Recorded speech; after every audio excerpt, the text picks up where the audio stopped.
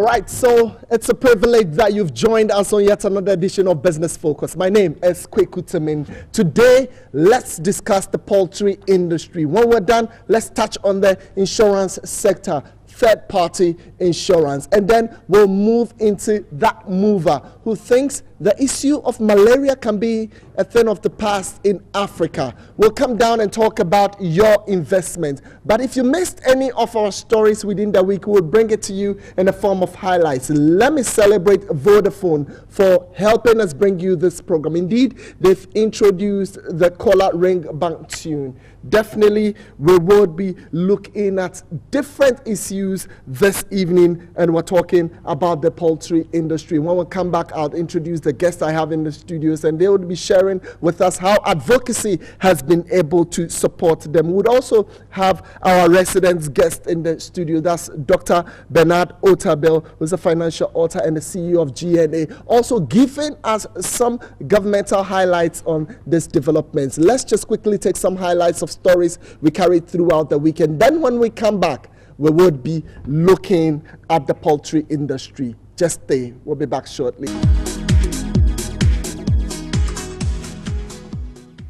All right, so it's now time for us to get some updates from our poultry industry. Indeed, the challenges they've had over the years, how they've been able to use advocacy to resolve parts of this. Indeed, if there are any challenges that they are yet to resolve, we would also want to know about it. In the studios with me this evening is John Toto. John Toto is the acting executive secretary, the Ghana National Poultry Farmers Association. Well, he's ably with his colleague in the industry, Ken Quarter, who is the past chairman, Ghana National Poultry Farmers Association also.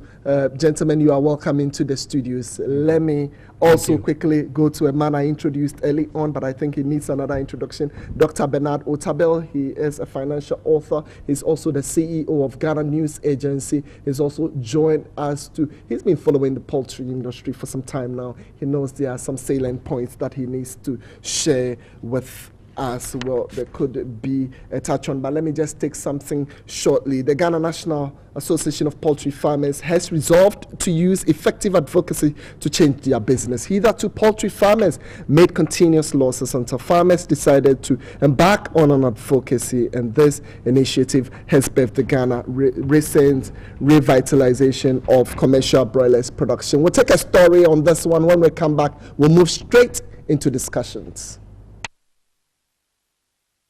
Following Ghana National Association of Poultry Farmers dialogue with relevant state authorities, including the Ministry of Food and Agriculture and the support of the BUSAC Fund, the Ghana Broiler Revitalization Project was launched. This was to encourage local production for import substitution. Farmers can now produce at minimal cost. With the support that we are getting from the BUSAC Fund, we are right now doing the advocacy on having the policies that government has pronounced and documented. And when that is done, Ghanaians can be rest assured that they will have locally produced chicken that is affordable for them, because then we will have the opportunity of applying scale to reduce cost. The 10-year collaboration seeks to develop the poultry industry and the poultry value chain to provide sustainable solution to the rising cost of production of poultry and to ensure import substitution.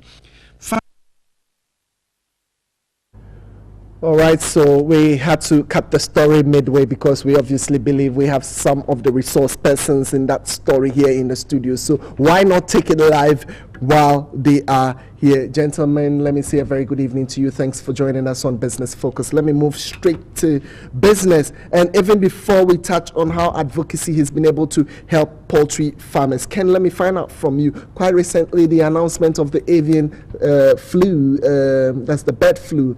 Are we out of it yet?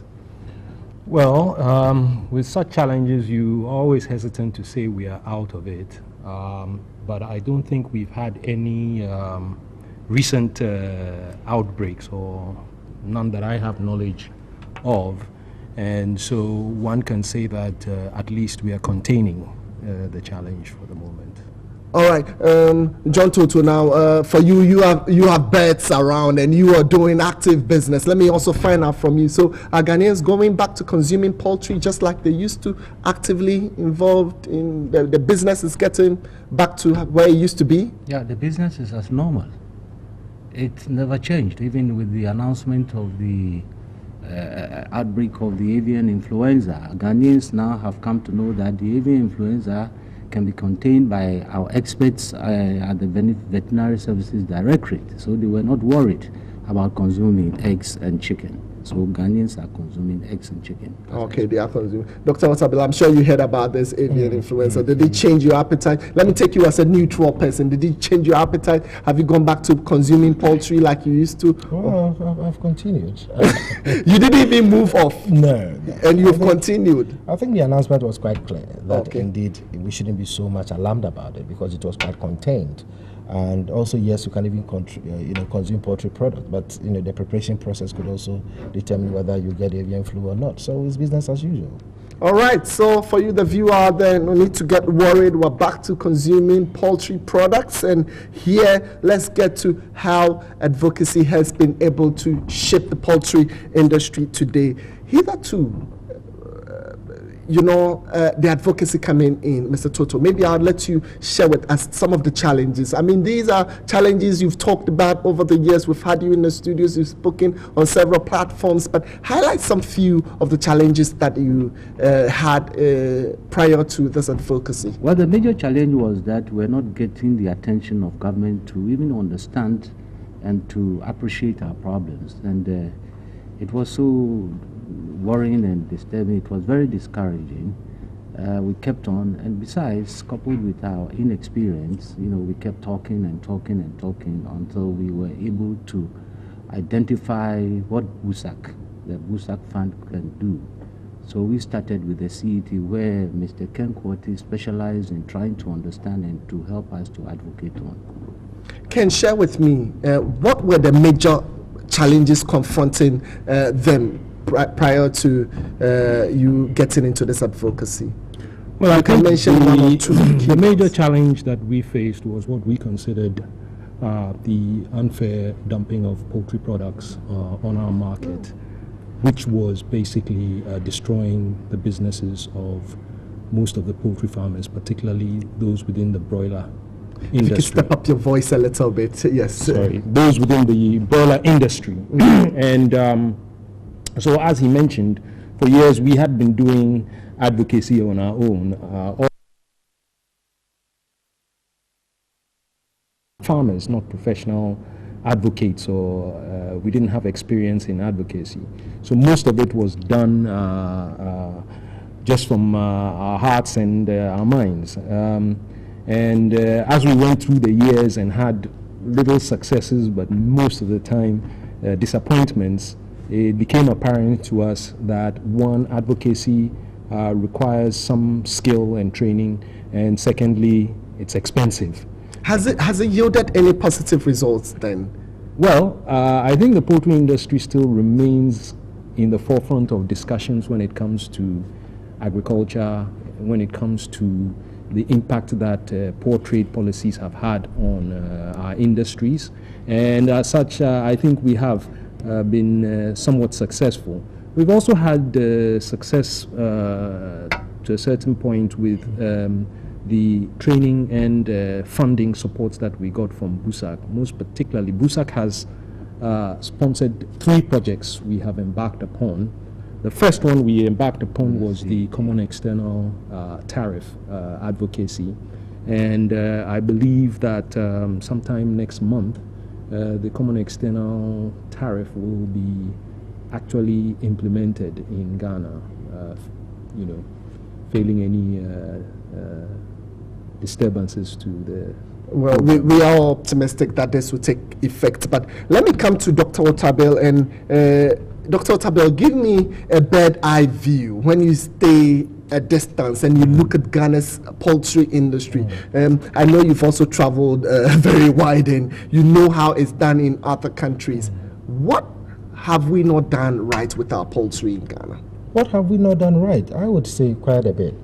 We have practitioners and executive secretaries and so on and so forth. But, frankly, it's all to do with a value chain approach. Now, in one breath, they will talk about the lack of funding or financing. Then they will talk about marketing, producers, even the input and so on and so forth. I would say that in 1993, in fact, the poultry producers of this country could actually produce and up to about 80% of local poultry consumption. Now, figures available now talks about 10% in terms of what we can get from the local producers. Now, in terms of import, we've had upwards about 270 million to 300 million annually, spent on poultry import into the country. Now, I don't discount the value of advocacy. Is so important, is so crucial. But one advantage of advocacy really is the fact that when you are advocating, it means that the proponent, those who are coming with the problem, are also seen as part of the solution. And one way or the other, you try to get it a more of a stakeholder engaging or more engaged approach. So probably that's where the results are really coming in. Now, the other breath is where you try to get the government to listen without you doing what exactly you need in order to address the situation. And I was glad when Mr. Toto mentioned the fact that skills is also part of it. And indeed, that is all that we need in order to get the poultry industry really running. And I made that statement because I remember way back in August 2013, when Humadu was the agricultural minister, he actually did express his, his abhorrence to the fact that we're having so much import of poultry products into this country. Now, Honorable Hanabisu has also made some statement just as of last year, talking about, in fact, you did introduce the import quota system, right, where you cannot import after a certain value over a 3-month period and so on and so forth. A lot has actually been done, in the area to make sure that the whole value chain is improved over time, and successive governments, have tried to do that, not only to do with poultry, but also to do with the livestock sector as well. Now, if you compare that, let me just share this. I had, this opportunity to, be part of a WTO program. Apart from Nigeria, no other African country has really placed a full ban on poultry importation. All of them try to introduce some form of quota system and so on and so forth. Now, within the WTO setup, where we're talking about this trade liberalization concept and so on and so forth, we have challenges in terms of exporting our poultry product into other countries, like mostly the US and all the other European, because of so many factors, chiefly diseases and the way they do the inputting and so on and so forth. So there's a lot that we all need to do collectively, both from the private sector point of view, the operators themselves, and also what the government is trying to do in order for us to beef up the operations of the poultry sector. But I would say that advocacy has been... Let me also mention that Dr. Hanabisu was supposed to join us on the program, but due to reasons beyond her circumstance, she couldn't make it into the studio. So we will be calling her on the line, and when she comes on the line, she will give us exactly what government is doing. But Mr. Toto, let me come to you where I'm trying, Dr. Otabel just mentioned that, yes, we're able to import poultry into the country, but for several reasons, Ghanaians are not able to export. Now, has it been favorable for you after advocating? Is there a measure on import tariffs introduced on poultry products? And do you agree with this? Is it okay for local poultry farmers to be in business? It is okay for local poultry farmers. Can you explain exactly what has been given you now, or what has been done now? We have been given the ear, and there is the partnership. Okay. Which we see as the public-private people partnership with government now. And it seems to be working and be catching on even to our members. Our members are now beginning to have faith in the associations. And so they are registering with the various district and local associations to be part of what they perceive to be the revitalization of the Ghana Broiler project.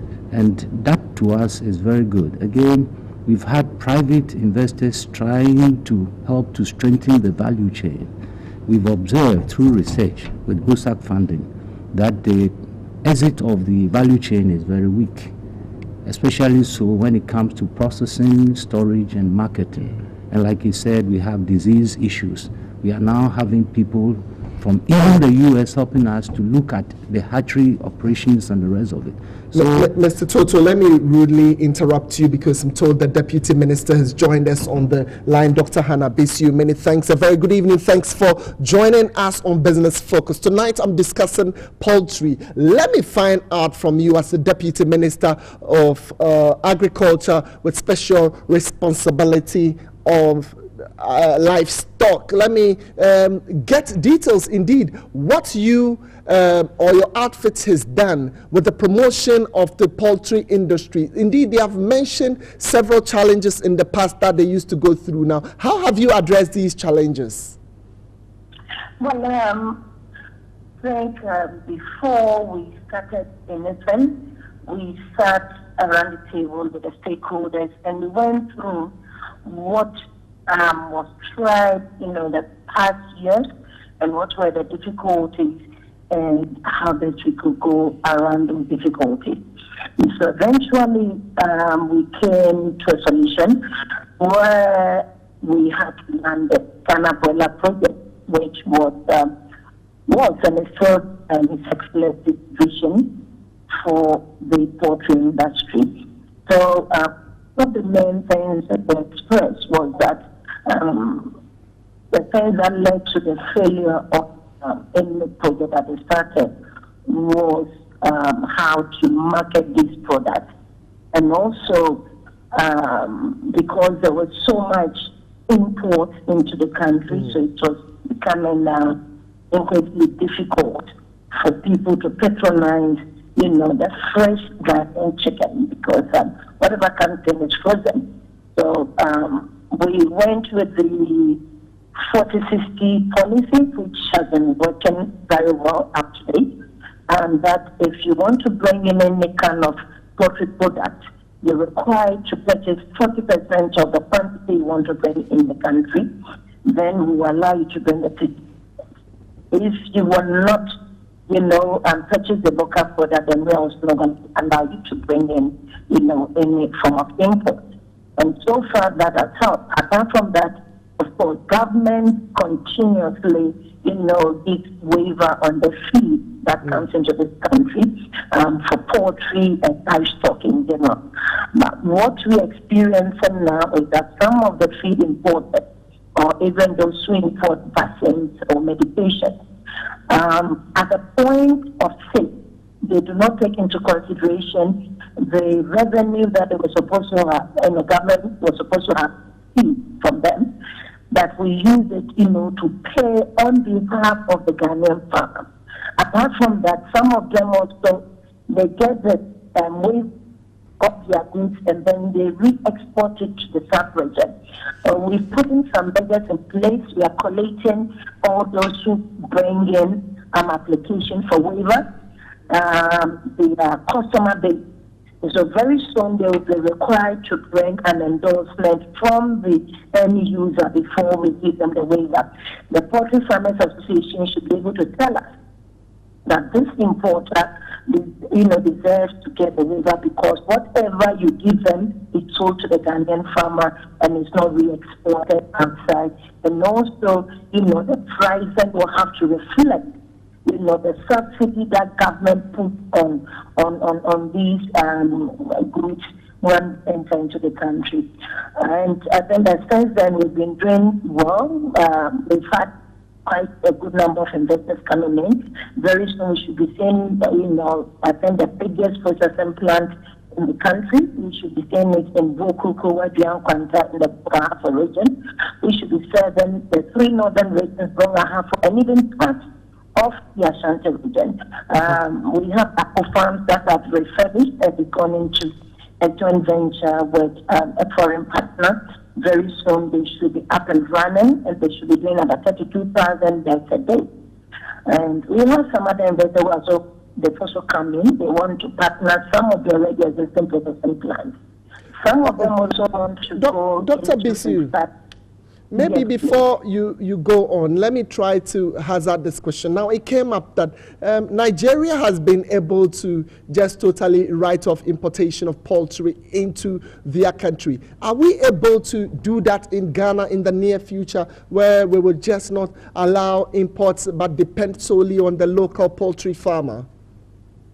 Yes, of course, we will be able to do it. We have the install capacity, or even more than the install capacity. Our difficulty was in the processing because they didn't have enough processing plants. And our poultry industry has been laying in the comatose state for years. So when His Excellency's wish, it was revived. So we have to move from one step to the other, but we are very hopeful that in the very near future, with the way things are moving, Ghana should be self-sufficient in poultry, and a lot of employment should be created, for our youth in terms of even maize farming, soya farming, and talk about transportation. Thank you very much, Dr. Hannah Bisu. We're sincerely grateful for your time. You were not able to make it to the studios, but I'm sure you've been able to help us by granting us that interview. So, indeed, your minister has touched on the fact that indeed there's a lot of support after the advocacy for farmers here. I would like to get your final words, gentlemen. Mr. Toto, how can we make this sustainable? Because that is what we are looking at. After this period of advocacy, would you be in business? Would it be sustained all this while? Can you just give me a 30 seconds? Yes, we would be in business. Like I said, farmers are beginning to be interested in the associations. We are trying to strengthen the associations. Young ones are coming in, they are registering. Graduates, undergraduates from our universities are asking about how they can go into poultry production. Okay. And that is a good sign. We have young women also wanting to go into poultry. And so, yes, we'll continue to be in So you believe there's a lot of sustainability? There is. And government has even made some pronouncement that it has packages for young people who want to go into poultry production. And young women who also want to go into poultry production. And don't forget that the government has mentioned that it is trying to release about 39 million or so to be injected in the industry so as to strengthen the value chain. Of course, we've not got it yet, but we know it will be forthcoming. Ken, in your final words, let me look at after advocacy now benefits to the poultry farmer himself, to the consumer, and then probably we look at the country as a whole, the nation. What are benefits that we are getting, even coming up with this broiler project? Well, I think the first process is to advocate for what we need, and we are making little bits of progress in our advocacy. Our ability to actually achieve self-sufficiency, as the minister will very much depend on the policies that the government will eventually come up with, the way they will implement them, and the enabling environment that it will create for investment to flow. If the policies are not right or the timing is wrong, the investments will not flow, and we cannot meet self-sufficiency without investment. Dr. Otabel, he talks about policy so well. So around this time, should they be advocating for a policy that would help keep them in business for some time? You've been following them. Even as they depart, what advice can you give them to help them stay on track? Well, my advice is pretty simple. I mean, the problems of the poultry industry are not different from or asymptomatic of the problems that most of the SMEs are facing in this country. And primarily, if all the policies are, put in place and you cannot have the funding to carry out the project and so on and so, you run into difficulties. I think that the government should support them in the area of the financial provision, in the area of funding. If you look at today's borrowing rate, prime or policy rate of about 27% thereabout, and you are borrowing about 34-36% for an industry, a high-risk industry like the poultry sector. I mean, indeed, most of the financial institutions will be really moving away from it. So there should be some kind of policy intervention that would seek to not only look at the current state of the poultry farmer, but also their future sustainability of what they have to do. That's the only way we can achieve that level of self-sufficiency. I mean, so far we have a level of self-sufficiency in the area of some areas of agriculture, like the root and tuber areas, some levels of grains and so on and so forth.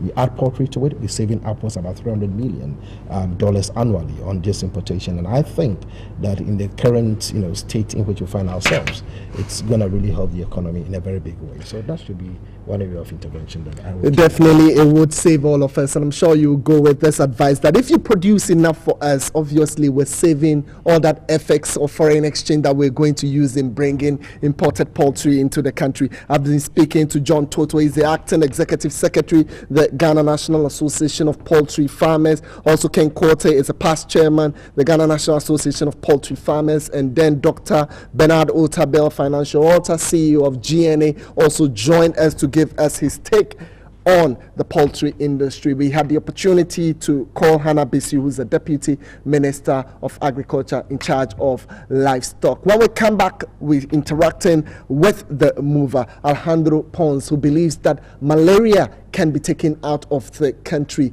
indeed, if we are creative and we do good business, or what the paints is introduced onto the Ghanaian market. We'll be back shortly with all those details. Do stay.